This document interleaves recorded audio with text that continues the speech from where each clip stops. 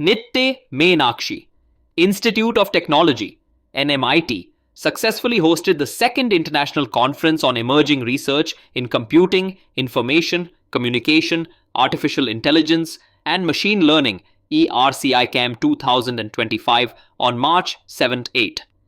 The two-day conference brought together experts and enthusiasts from across the globe to discuss the latest trends and developments in emerging technologies.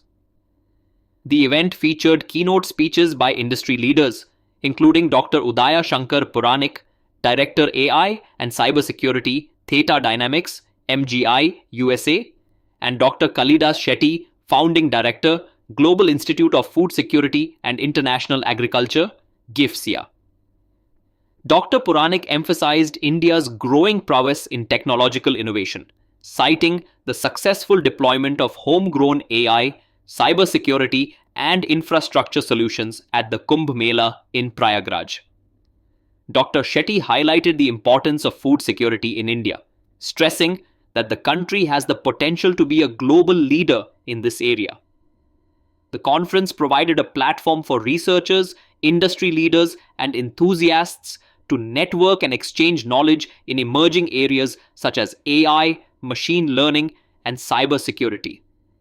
We are thrilled to have hosted ERCICAM 2025, which brought together the brightest minds in emerging technologies, said Dr. H.C. Nagaraj, Principal, NMIT. We look forward to seeing the breakthroughs and innovations that will emerge from this conference. The event was attended by dignitaries from NMIT, including Dr. Sandeep Shastri, Vice President of NITE Bangalore Campus, and Mr. Rohit Panja, Administrator of NITE Education Trust. Good morning, everybody. My name is Dr. Udaya Shankar Puranik.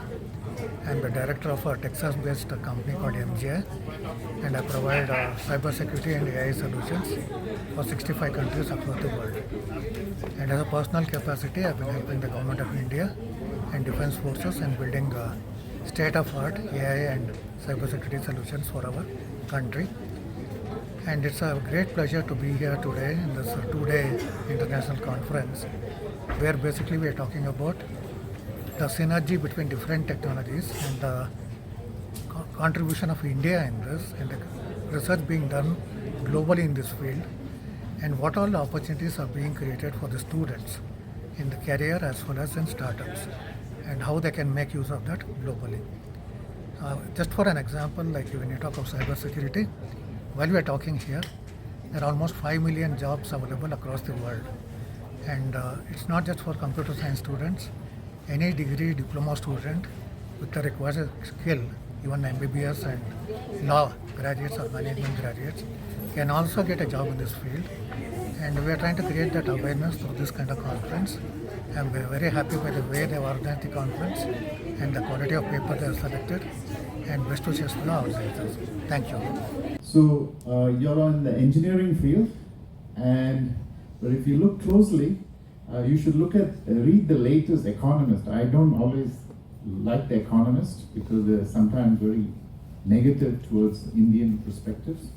But the latest Economist has very insightful insight that India is perhaps the only country that didn't have to urbanize to become rich. That's a very important statement. That means our rural, and there are many stories related to that. And very important, like Mahatma Gandhi said, India lives in its in its villages.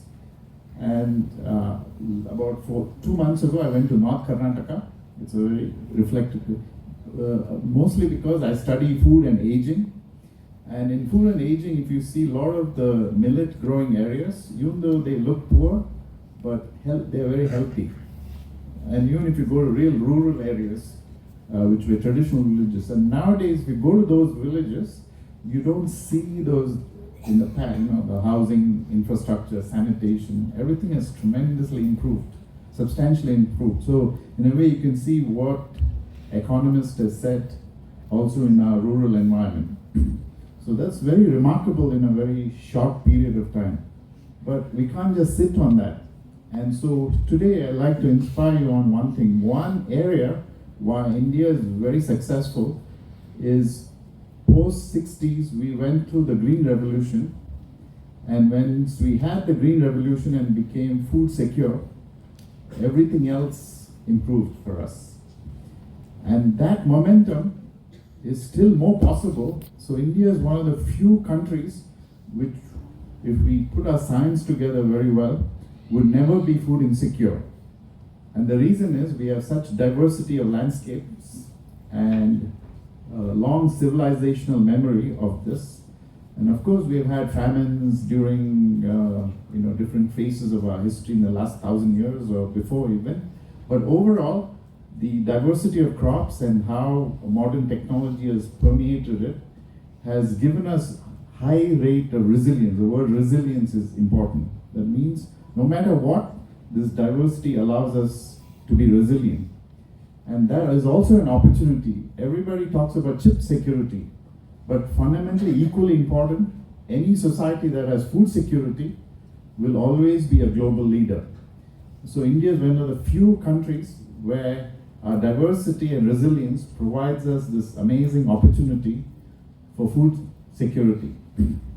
And therefore I'm going to challenge you, especially you engineers, because globally 55 to 60% of the world population is going to live in urban environment. So this becomes very challenging in terms of food distribution, quality of food, and mostly around health. So today, if you see all the big health challenges we face, number one disease challenge we face is diabetes. So they're all food related challenges. So we get diabetes first, then it's cardiovascular disease, then it's cognitive, autoimmune arthritis, and ultimately cognitive failure. So it's a very progressive disease that starts with the glycemic failure and the oxygen malfunction, because it's not only what we eat, but how we breathe that needs to be coupled. So this needs a sound foundation of diversity of food, particularly plant foods. And so India is very well endowed with that. And therefore engineers like you need to bring your solution, whether it's AI to understand. AI is only limited, it's only as good as the information we have. The human intuition is always important because each of that intuition is based on the ecology that you want to shape. So in human intuition will always be important as much as we organize the structure of the data and statistical models, the LLMs, to sort of organize it. But still, they are only good as the data that is there and the prompts or the logic that you put in. So AI infrastructure or all the other technology that we come in always will have the human dimensions forever. It's how we use it for our living, right? Life sciences. So it's very important for young people like you to make your technological solutions relevant to the major challenges the world faces. So today we are a population of 8 billion, roughly about 8 billion. And what are the major challenges? Agriculture sustainability. Of course, with climate change as the bigger challenge, but underneath, agriculture sustainability, food security, food and health. Majority of the diseases we are facing are preventable chronic diseases. Right? And then energy diversification, energy security, moving away from fossil fuels. So sanitation. So India, particularly water and sanitation, are directly coupled to the food security challenges. So these are all integrated solutions where a lot of engineering solutions are needed. So if you don't make your engineering relevant, then we lose this opportunity. This is a rare opportunity India has.